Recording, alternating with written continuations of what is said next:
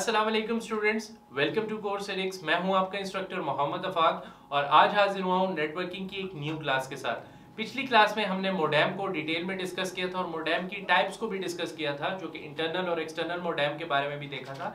इस क्लास में हम डिस्कस करने जा रहे हैं नेटवर्क इंटरफेस कार्ड यानी कि NIC को और हब को डिटेल में डिस्कस करेंगे इंशाल्लाह। तो चलें शुरू करते हैं। सबसे पहले हमारे पास आ जाता है नेटवर्क इंटरफेस कार्ड। ये मैं आपको जरा समझाता चलूं कि जो आपके कंप्यूटर सिस्टम्स होते हैं, जब आपने किसी नेटवर्क को ज्वाइन करना होता है या कनेक्ट करना होता है तो प्रॉपर्ली आप वो नेटवर्क केबल किसी एक पोर्ट में देते हैं। आपको एक इंटरफेस नजर आ रहा होता है, ठीक है। जैसे आप USB ले लें तो USB आप पोर्ट में देते हैं ना, तो उस पोर्ट को बेसिकली इंटरफेस कहा जाता है और उसकी कनेक्टिविटी के लिए अंदर मदरबोर्ड में पूरा प्रॉपर कनेक्शन किया जाता है। इसी तरह नेटवर्क के टर्म्स में जो नेटवर्क की पोर्ट्स होती हैं आपके पास अपने कंप्यूटर के गिर्द, उन्हें कहा जाता है NIC यानी कि नेटवर्क कार्ड या नेटवर्क इंटरफेस कार्ड, राइट। अब जो डिफरेंट केबल्स होती हैं उनके लिए डिफरेंट पोर्ट्स यानी कि डिफरेंट हमारे पास नेटवर्क इंटरफेसेस होते हैं। जैसे कि ट्विस्टेड पेयर केबल के लिए अलग है, शील्डेड ट्विस्टेड पेयर केबल के लिए अलग है, अनशील्डेड ट्विस्टेड पेयर केबल के लिए अलग है, राइट। तो जिस तरह आप लोग ईथरनेट केबल ले लें, जिस तरह जो PTCL की उसकी कनेक्शन के लिए आई होती है, तो आप कंप्यूटर के अंदर जहां देते हैं, जहां पे इंसर्ट करते हैं, उसे कहा जाता है NIC यानी कि नेटवर्क इंटरफेस कार्ड। ये हमारे पास एक छोटा सा टॉपिक था जिसको भी हमने इसी में कवर अप कर लिया। अब आगे डिस्कस कर लेते हैं हब को। हब थोड़ा सा समझने की कोशिश करें।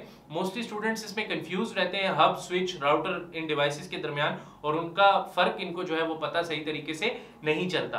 तो जरा समझ लें इसको, हब क्या है। देखिए, आपके पास 4 या 5 या 6 कंप्यूटर्स हैं, आपने उनको कनेक्ट करना है, तो आप उनको किसके थ्रू कनेक्ट करते हैं? हब के थ्रू फॉर एग्जांपल कनेक्ट करते हैं, ठीक है। आपके लिए कनेक्टिविटी के लिए मुख्तलिफ डिवाइसेस हैं, जैसे कि राउटर है, इसके अलावा हमारे पास स्विच है, हब है। तो अब सबसे पहले हम देख लेते हैं कि हब के साथ अगर कनेक्टिविटी करेंगे तो इसमें क्या मसले हैं और क्या फायदे हैं, राइट। तो अगर आपने हब के साथ एक कंप्यूटर सिस्टम को कनेक्ट किया, ठीक है, आपके पास एक सर्कल है और उसके अंदर कंप्यूटर सिस्टम्स जो है वो कनेक्टेड है थ्रू हब के।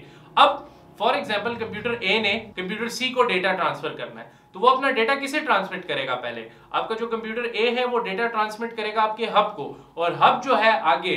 अब देखिए, इसमें असूलन होना क्या चाहिए? सिक्योरिटी इश्यूज बहुत ज्यादा है हब में। क्यों होना ये चाहिए कि हब सिर्फ डेडिकेटेडली कंप्यूटर C को ही वो मैसेज सेंड करे या वो डेटा सेंड करे, लेकिन हब ऐसा नहीं करेगा।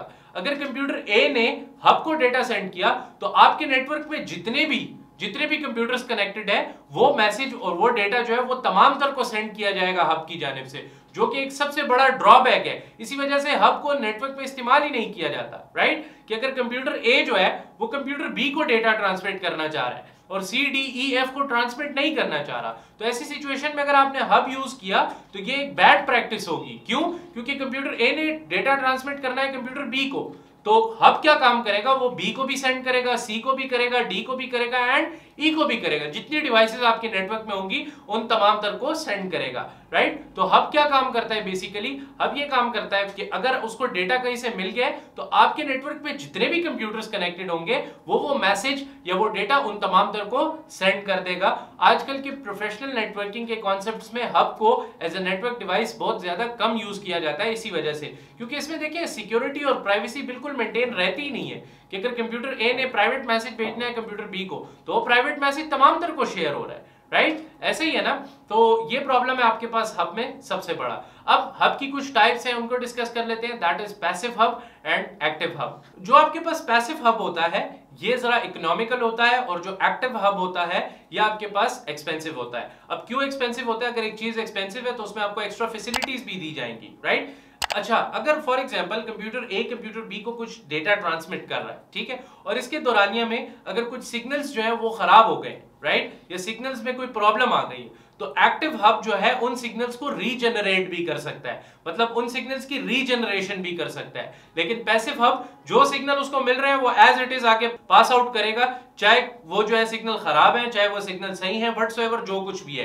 लेकिन पैसिव हब में ये कैपेबिलिटी नहीं है कि वो उन सिग्नल्स को रीजनरेट कर सके, उन सिग्नल्स को एम्पलीफाई कर सके, उन सिग्नल्स को बेहतर बना सके। लेकिन एक्टिव हब में ये फैसिलिटी मौजूद होती है कि वो आपके सिग्नल्स को रीजनरेट कर सकता है। इसी तरह इसमें एक छोटी सी बात है रेंज की। रेंज की बात यह है कि जो कंप्यूटर्स हैं, जो पैसिव हब है और एक्टिव हब है, जो पैसिव हब है वो आप उस रेंज में लगाएंगे जहां पे आपके पास नेटवर्क डिवाइसेस बहुत कम स्पेस में कनेक्टेड है, मतलब नजदीक कनेक्टिविटी है। लेकिन अगर आपकी कोई ज्यादा दूर की कनेक्टिविटी है तो आप उसमें जो है वो एक्टिव हब का इस्तेमाल करेंगे, क्योंकि आपको जो पैसिव हब्स हैं उसमें बहुत लिमिटेड परफॉर्मेंस मिलती है, बहुत लिमिटेड सेटअप्स मिलते हैं। लेकिन एक्टिव हब में जो है वो एरर के चांसेस भी बिल्कुल कम हो जाते हैं। क्यों? क्योंकि सिग्नल्स जो है उनको रीजनरेट किया जाता है अगर एरर हो आपके सिग्नल्स में। उसी के साथ साथ अगर आपके पास स्पेस ज्यादा हो तो उसकी कनेक्टिविटी में आप एक्टिव हब को यूज करेंगे, ना कि पैसिव हब को। आई होप सो आपको ये छोटी सी क्लास पसंद आई होगी। इंशाल्लाह नेक्स्ट क्लास में अगली नेटवर्क डिवाइस को डिस्कस करेंगे। तब तक के लिए स्टे ट्यून्ड। अल्लाह हाफिज।